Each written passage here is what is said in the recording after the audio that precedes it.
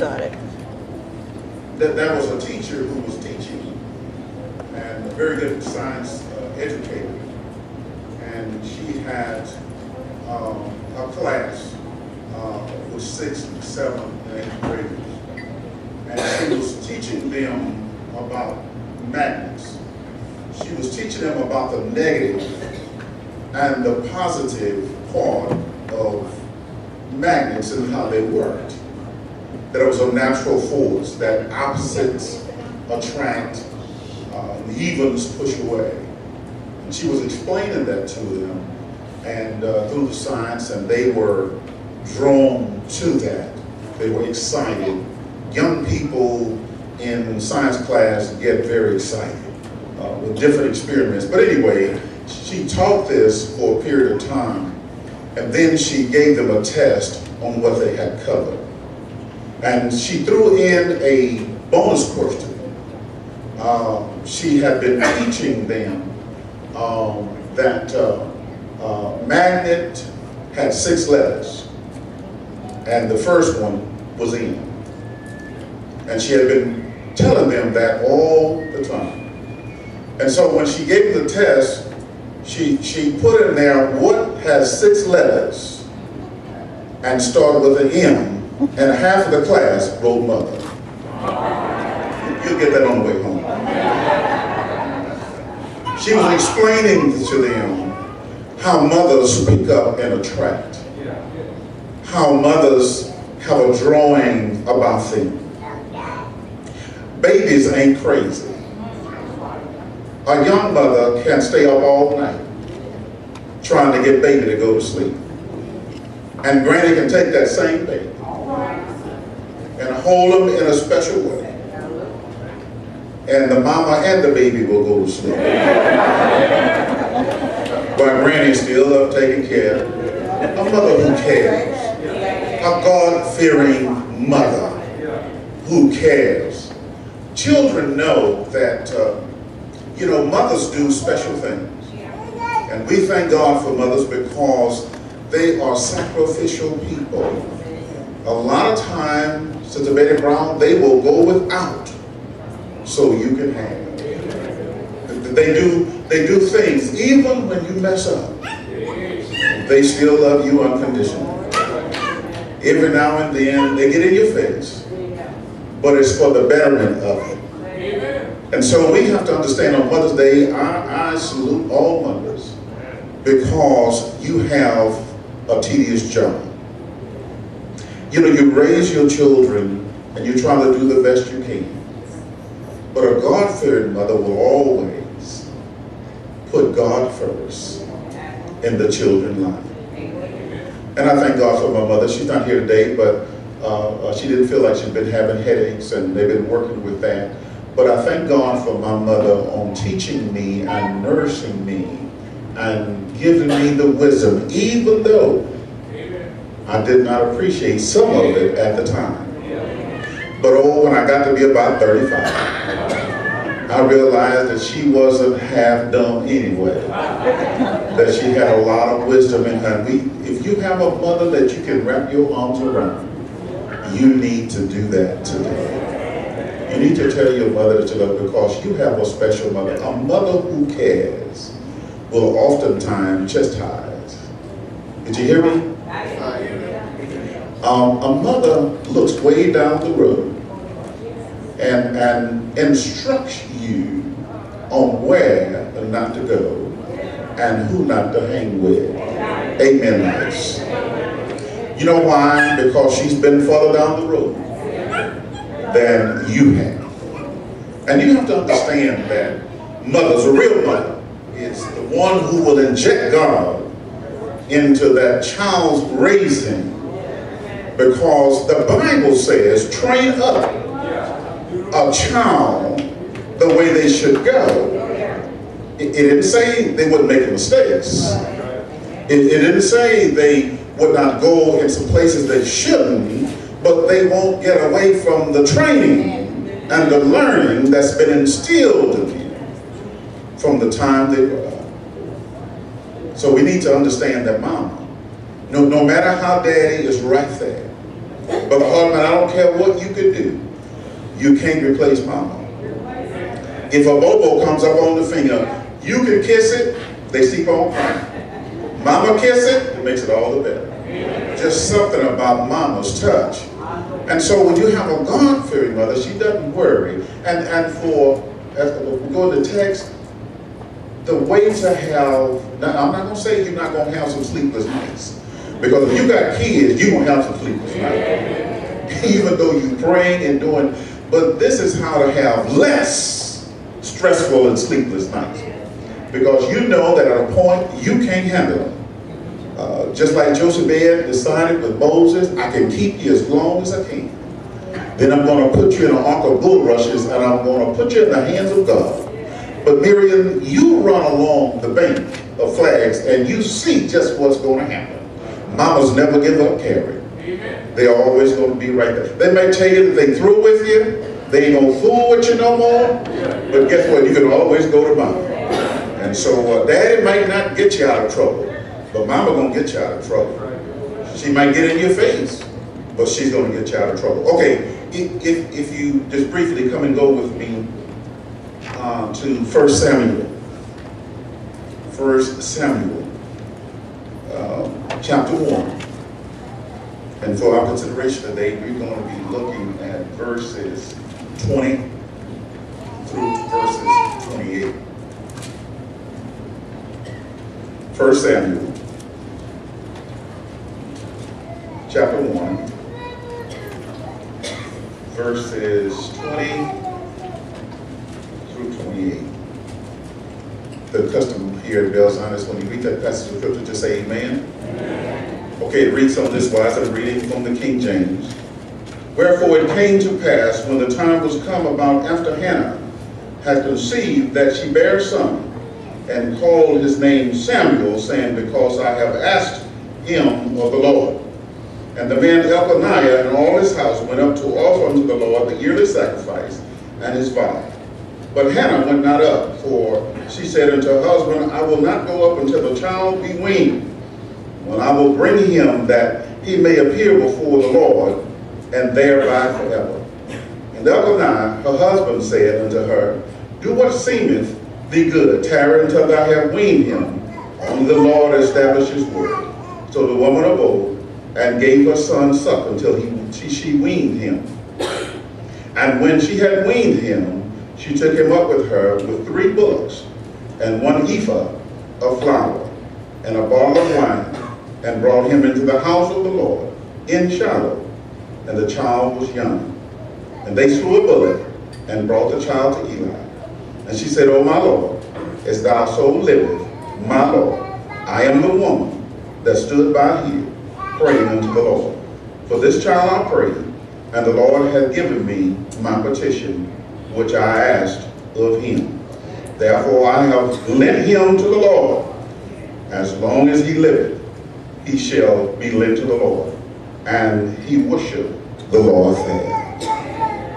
I'd just like to talk to you from this thought. A picture of a God-fearing woman. A picture of a God-fearing woman. Here, Hannah is married to Elkanah, and Penine, he has 2 women in his life. I don't know why he chose to do that. It's hard enough living with one. But he has chosen 2 women. And anytime you choose 2 women, there's going to be habit in the house. The thing about it is that she puts up with this because Penina is steadily talking to her because Hannah is bearing. And so she teases her because everybody, even during the early time, and I'm not saying there's a different, we are happy over our children, no matter what it is, but when that male child is born, especially in this time, that was someone to bear the name, and so they were proud of that son. She asked for a son, and you have to understand that sons carry the name. And so it was important, and so when God finally answered her prayer, now look at the text, and when you go home you read it, she did not pressure God when she just asked for a son. Number one, when we start planning our family, we need to ask the Lord for the children that he wants to give us. Because if we start out with God, guess what? We'll end up with God. And here Hannah realized the importance of God. The vow that she made to God wasn't a bargain. It was a vow. And she says that once this child gets here, guess what? I'm going to give him back to you. That's the first sign. Young mothers, give your children to God. He can handle them more and quicker and better than you could even. And look at this. The only thing you got to do is bring your children to church. Don't send them to church. Bring them to church and teach them about a God who can handle everything that they're going to need in life. A lot of times mothers push education. They push a lot of different things. Be what you want to be, but we leave God out. And I think that's what's wrong with society today, is that we tell them they can be anything they want to be. But we forget to leave the main ingredient. We leave the main ingredient out, who is Jesus Christ, our Lord and Savior. On those lonely days and lonely nights when you're in college, when you're on your own, or you think you're on your own, because you're really not on your own. You still got the biblical card attached because mom and dad are paying the car note. Mom and dad are paying for the education. Mom and dad are paying for the spending money. But you want to be grown. You're not grown. You're not independent. You are still attached, and you will be ever attached to mom. Mama's not going to let you go. And so you need to do that. You need to love mom. But here, Hannah says, it is important for me to take care of him first. I'm going to give him some. I'm going to make sure that he's nourished. I'm going to give him the right food. Point number 2, mothers know how to feed babies. Daddy can learn how to feed babies. Mothers know how to feed babies, and she knows that when she feeds that baby from her pouch, she knows he's getting the right nourishment. Now, let me see if I can help you here. Because whatever goes in mama, whatever goes in mama comes back to baby. Have you ever seen a bird that eats and eats and eats, and when she gets back to the nurse, next she regurgitates and feed her young? If a bird's got a sense enough to feed her young, then the mother should be concerned about feeding her child right. Now, that's the physical food, but mothers are responsible for giving spiritual food. You have to start early teaching a child about Jesus Christ. And here, no doubt, Hannah was raising this child, probably singing Zion songs to that child, a tender lullaby that would sate him. And when he was strong enough and large enough, she took him and sacrifices to the church. She gave her child back to the Lord. We now have a problem, Terry, where a lot of times we don't want anybody to help raise our children. And then when something goes wrong, we say, what happened? Because God, you left out. And so we need to understand that a real mother, I've got a problem in my house right now, and I have it every year. I'm glad to see it, Sister Linda, because there's a mockingbird who sits right over the wire that's coming to my house. And she plucks at me every time I go outside. And the reason she plucks at me is her nest is right across the way.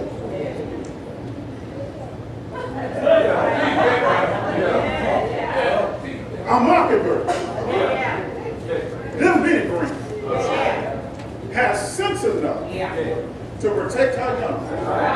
And we got folk in 2016, 21st century, leaving babies at dump. There's something wrong with the mix. And the reason it's wrong is God is not in the picture. You have to understand that a real mother who wants a child is going to take care of that child. A mother is going to try to do everything she can to protect that child. We have to understand that God has put something in mothers to make them go the distance. heard a mother the other day and that repeated to them where her son had messed up. And I'm almost through with this. But her son had messed up and was in prison. And guess who he called? He called Mom. He said, Mom, I messed up. He said, what you've been telling me, Dwayne, what you've been telling me is finally coming to fruition. I messed up. Mama, I gotta pay. You know the guy that I shot, he died, Mama. And this mother starts crying on the phone. She said, baby, I'll tell you what, I'll call you as much as I can. That's a mother's love. Yeah. And I'll tell you something. That mama, if you got her, you need to appreciate her. And if you hadn't told her that you really love her, you ought to tell her now. Because time is winding up.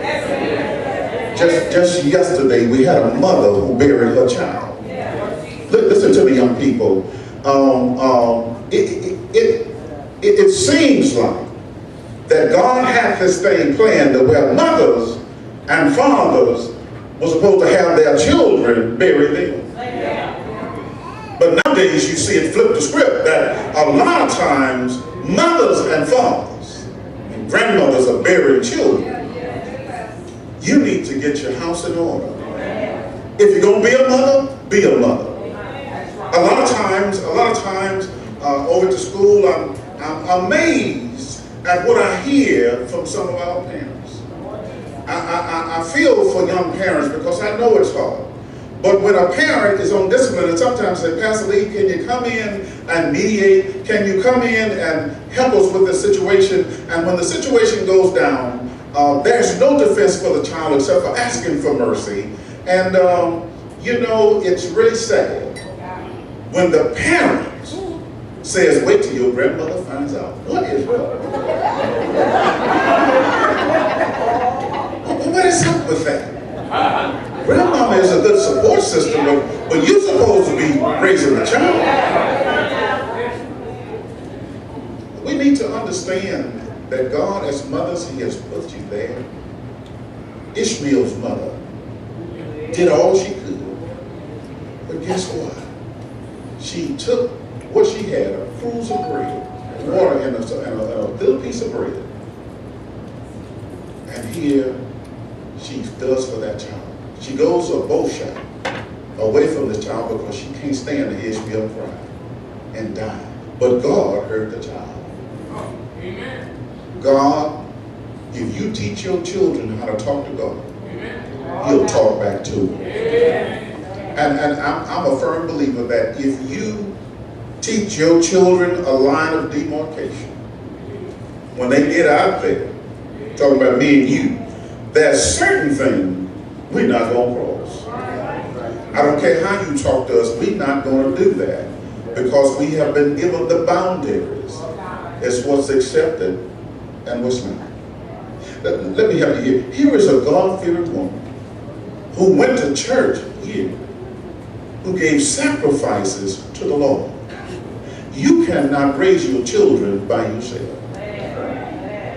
You need the Father, but you also need the Lord, because He'll teach you. I see a lot of times when my mother, and I was talking about the magnet part of it, I remember, you know, we laugh a lot of times at mothers, my children right now, when something we go get Campho-Phenique and they just can't stand it. Those remedies don't work. That stuff don't work. You get a little pimple or something like that. Put some Campho-Phenique on. I don't know what they put that on there. We'll get a cream, and the cream don't work for a month. But if they put Campho-Phenique on it, guess what? It'll dry it up right away, and just go ahead on for blisters, whatever ails you. Just don't drink it. But I saw how my mother, and I know my mother-in-law, and some of you used to say I saw, where a new couple would move across the street and didn't know how to really handle a child when they got sick. Yeah. And I remember my mother taking neighbor kids, and they had a high fever, and at that time, hospital was almost out of the question. But they ran some cold bath water, and they filled it with alcohol, and they kept rubbing that child. And they stay up all night, but later on, that child was up and running around playing. Mothers know how to do that. So we need to understand that we thank God for mothers. I got about 5 minutes. If you got a mother like that, you need to praise God. You need to be appreciative and not smart. I've never seen so many young people talking back to their children. You know, the children are talking back to the parents. Parents are talking back to, and guess what? I can't use the language that they use. But no mother should be cursing her child out, and no child should dare. You know, it's good y'all weren't raised back in the day. Because not only mothers was loving and nurturing, but they were boxers. Yeah, they would. You say something to them and they would give you a right cross. I was listening to Yolanda Adams, and she was talking about that her mother was blind in one eye. She was blind in her right eye. And so anyway, she was bugging Yolanda about getting up and going to school and doing what was right, and she was sassing and didn't want to do it. And so what she did is she was mad. She got on her mama's right side where she thought she couldn't see out of her. And she stuck her tongue out and shook her head and said, the next thing she knew, it was the fourth period when she woke up. She didn't remember how she got to school. She didn't remember the first, second, and third period, but at the fourth period, she came to her senses. Mothers, I'm just trying to tell you, you don't have to beat your children. That's not what I'm advocating. But you ought to raise them right. You ought to teach them to where they can come in somebody else's house and sit down and don't fiddle with stuff. I'm almost through. But Hannah decided that God had to be an important part of the child's life. That's the good part. I thank God that I was taught by many of you, some of you who were on up to date, to teach us about God. We got it at home, we got it here, and we got it right here in a crossover there. It wasn't politically incorrect to say devotion and talk to God in the morning. It wasn't politically incorrect to pray over your food. Something's missing today. We need to go back to God. And mothers, I commend you. I commend you for what you've done. As I close this, God has put something in mothers. One thing I want to tell you, young folk, you can't fool mom. She might go along with you. But I don't care how much crooked and crooked you be. She knows exactly what you do. And later on, she'll tell you too. You think you get grown and you can talk to her then. She said, I do that. You thought you were fooling somebody. I'll tell you exactly when it was. And so we want to honor mothers today because God has given them a special ESP.